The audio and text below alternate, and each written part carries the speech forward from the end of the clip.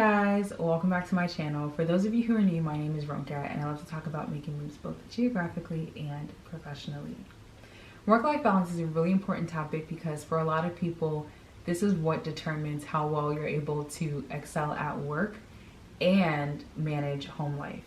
You have a lot of people who have terrible work-life balance through no fault of their own, but still have terrible work-life balance, and at times it can result in burnout.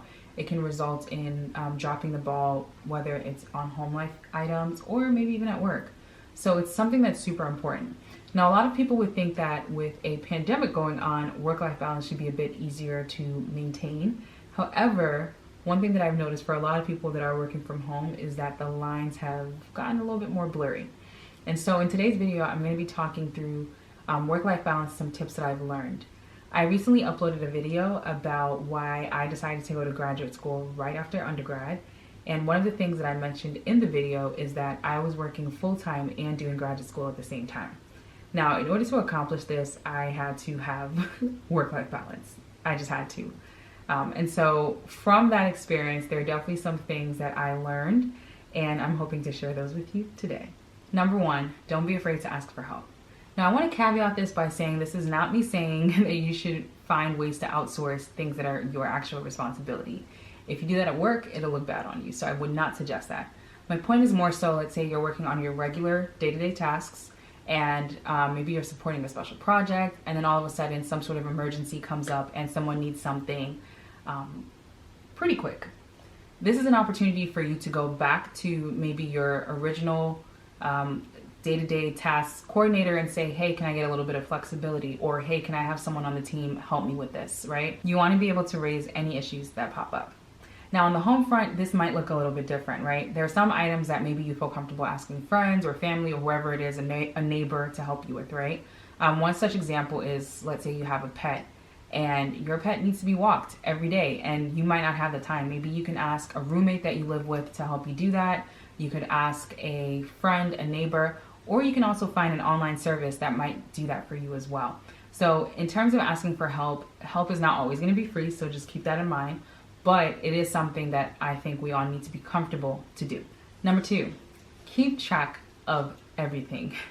I'm a huge believer in sticky notes, in notepads, in OneNote, in agenda books, in planners. I mean, any way that you can write down what you're supposed to be working on, I believe that you should do it. Whether it's digitally, whether it's physically, make sure you write it down.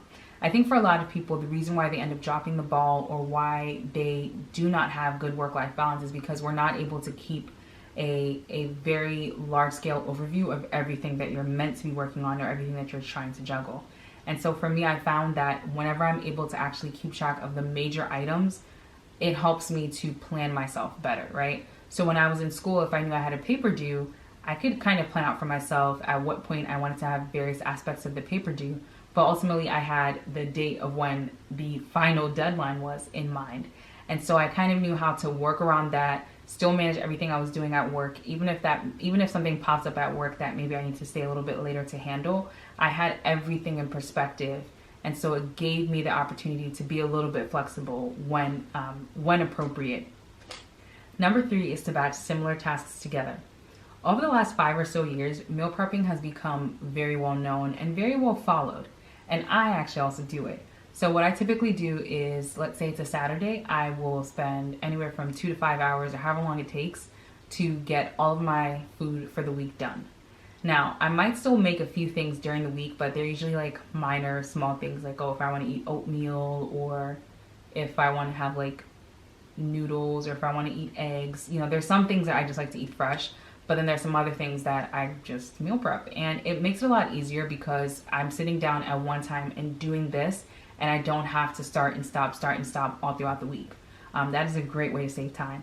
And on the work side, the way I kind of do that is if I know I have a lot of emails I need to send, I might just wait and then send all the emails or draft all the emails at once, read through all of them, sit, walk away, come back, read through all of them again, and then I can now come back and start sending all the emails. I think for me, it helps me to make sure that I am reading through emails, because I think a lot of us, we get in the habit of like, let me just quickly respond, and then you forget something, you send it to the wrong person, you reply all. Don't reply all, okay? We don't like people that reply all. So just all manners of things. But for me, I found that if I can take the time to sit and draft all the emails and then come back and then start sending, it works better for me that way. Number 4, make good use of busy time. When I was in graduate school, the commute from home to work was about an hour. Then the commute from work to school was anywhere between 40 minutes to an hour. And then from school back to home was also about 40 minutes to an hour. Now, I had a lot of time that I was spending in the car. And I would say it's probably towards the end of my program that I was taking the metro more. But initially I wasn't, because of where I was initially working, I had to drive. And I had a lot of time in the car. And so what I started doing is I started to make a good use of that time. So I would use that time to call people. I would use that time to, just get my mind right. I would use that time to listen to any audio recordings that I had to listen to for school. I mean, I just really found ways to make sure that it was not time wasted, because on a given day, that's probably close to 3 hours of my day that I couldn't really do much else with. Now, when I started taking the metro, I actually used to do homework. Like, I remember I would pull out my iPad, I'd be typing papers on the train. And for me, it was a good way to get things done because it wasn't like I was really doing anything else in my commute.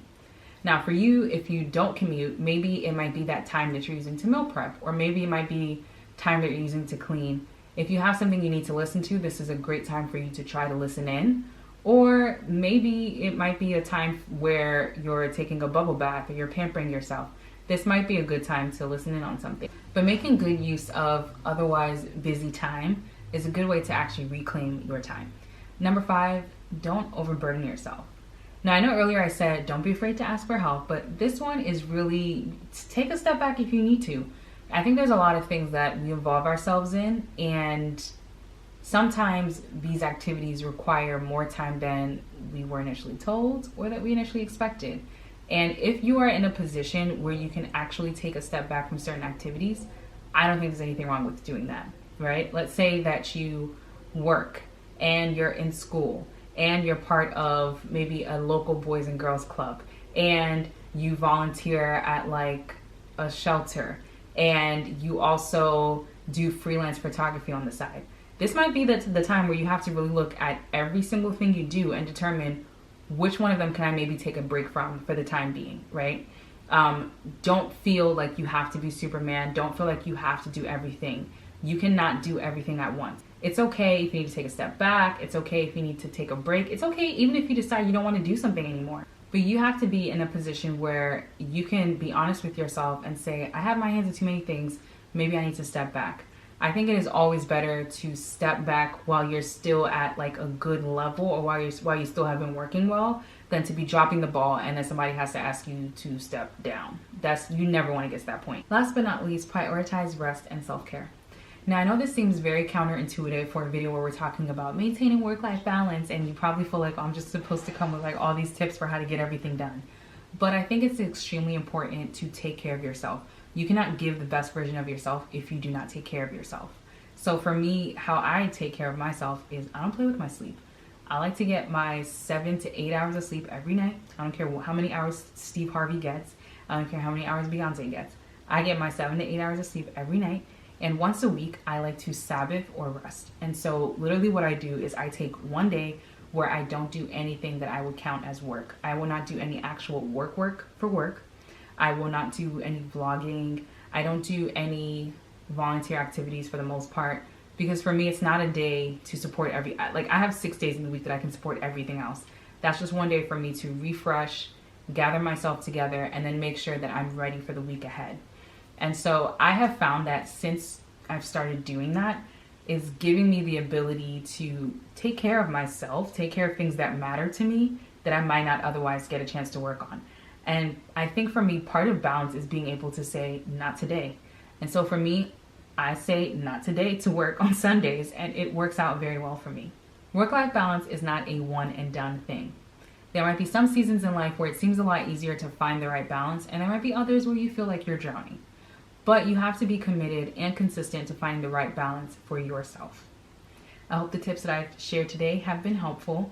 If you have any of your own tips that you've learned for work-life balance, please post them in the comments.